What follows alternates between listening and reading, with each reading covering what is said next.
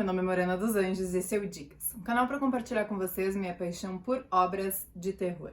Recentemente eu fiz um vídeo sobre 3 exorcismos baseados em fatos reais. Lá no meu Instagram eu perguntei numa enquete qual deles vocês gostariam que eu trouxesse primeiro no quadro Cada Caso é um Filme, e a resposta foi o exorcismo de Emily Rose. E é sobre ele que nós vamos falar no vídeo de hoje. Mas antes, se inscreva aqui no canal, deixe seu like, isso é muito importante para a divulgação, e bora falar de terror.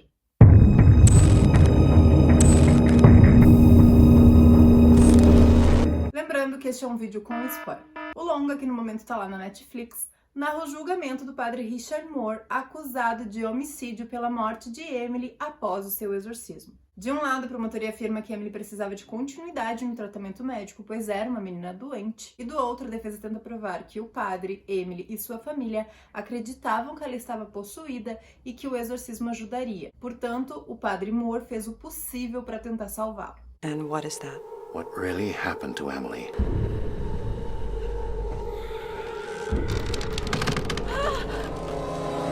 Resumidamente, este é o filme e agora vamos ao caso que o inspirou, mas antes eu preciso avisar que ele é cheio de controvérsias, então eu tentei trazer o máximo de informação possível. Anna Elizabeth, ou Anneliese Michel,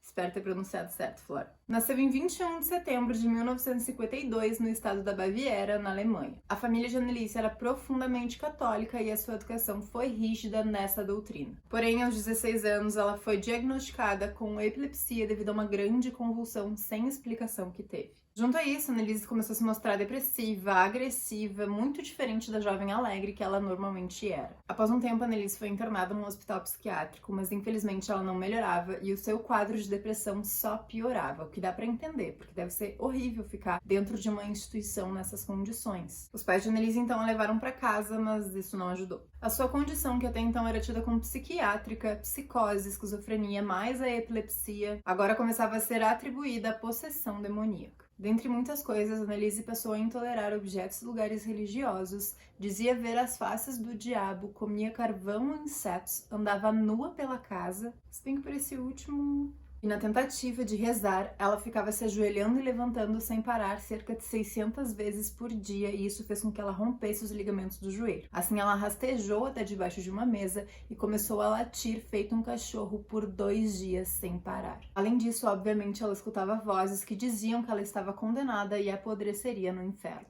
Convencidos de que o distúrbio era espiritual, visto que os remédios e tratamentos médicos não funcionavam, a família recorreu até a Igreja Católica para solicitar um exorcismo. Os primeiros sacerdotes se recusaram, pois era necessária a aprovação de um bispo, e orientaram que eles continuassem com o tratamento médico. Porém, em uma cidade próxima, o vigário Ernest Alt disse que ela não parecia uma epilética, visto que não havia tendo convulsões. Em setembro de 1975, o bispo Josef Stengel, e esse eu esqueci de perguntar pra Flora como é que pronunciava, permitiu que o padre Arnold Reins realizasse o exorcismo de acordo com o Rituale Romanum de 1614 e sob total sigilo. Anneliese parou com o tratamento médico e no dia 24 de setembro de 1975 teve a primeira sessão do exorcismo. Ao todo foram 67 sessões, cerca de 2 vezes por semana, com 4 horas de duração cada, por aproximadamente 10 meses. Anneliese, durante o processo, se recusava a comer, achando que isso ajudaria a expulsar os demônios, porque era mais de um, e acabou falecendo no dia 1º de julho de 1976, pesando menos de 30 quilos aos 23 anos. A causa da morte, segundo a autópsia, foi desnutrição e desidratação. Gente, ela realmente morreu de fome. Logo após sua morte, as autoridades instauraram um inquérito para investigar os fatos. Promotores públicos acusaram os 2 padres e os pais por negligenciarem as instruções médicas,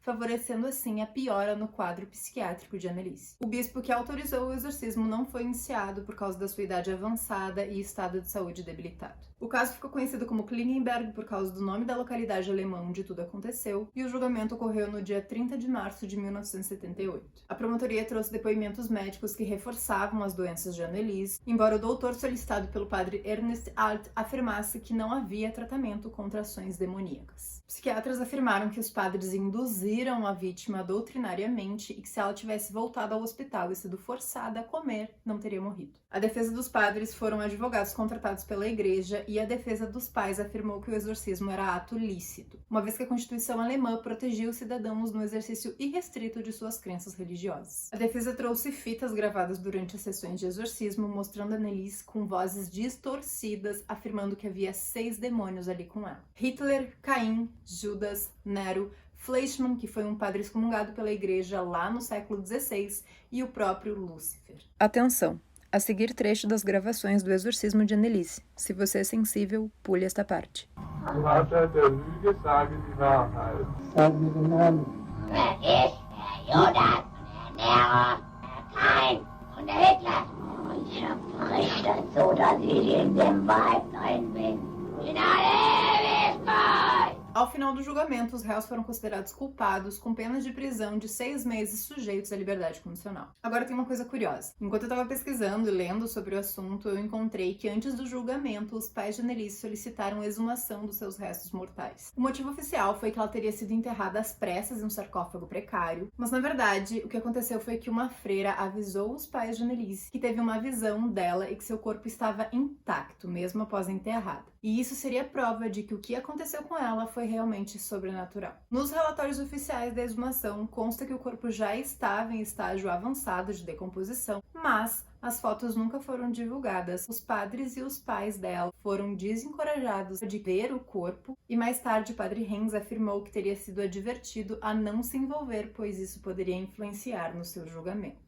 Ou seja, nunca saberemos a real. Em 1999, o Vaticano publicou a primeira atualização do ritual desde o século XIX, por causa de toda essa confusão aí com a Anneliese, introduzindo a qualificação médica como requisito para a concessão do exorcismo. Essa basicamente é a triste história de Anneliese Michel, porém há algumas controvérsias. Começamos pelo fato de que ela cresceu em um ambiente extremamente católico e isso poderia ter influenciado ela, junto com a sua doença, a achar que estava possuída por uma força demoníaca. Daí eu vi em alguns lugares que o quadro de saúde dela piorou quando ela entrou para a faculdade, ou seja, quando ela trocou de ambiente, foi para longe dos pais, a contragosto deles, e começou a ter contato com pessoas com outra educação e etc.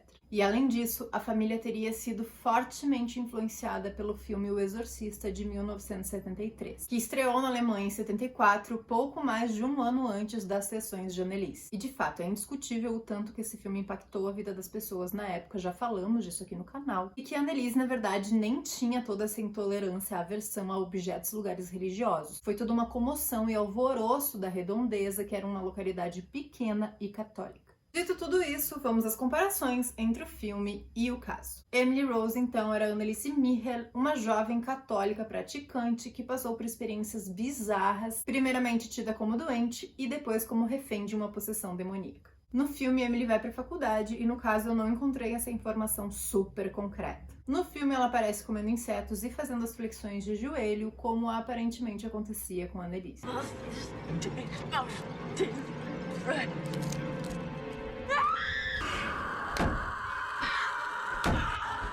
No filme, Emily diz estar possuída por 6 demônios, assim como no caso, porém, no lugar dos nomes Hitler e Fleischmann, ela diz Legião e Belial.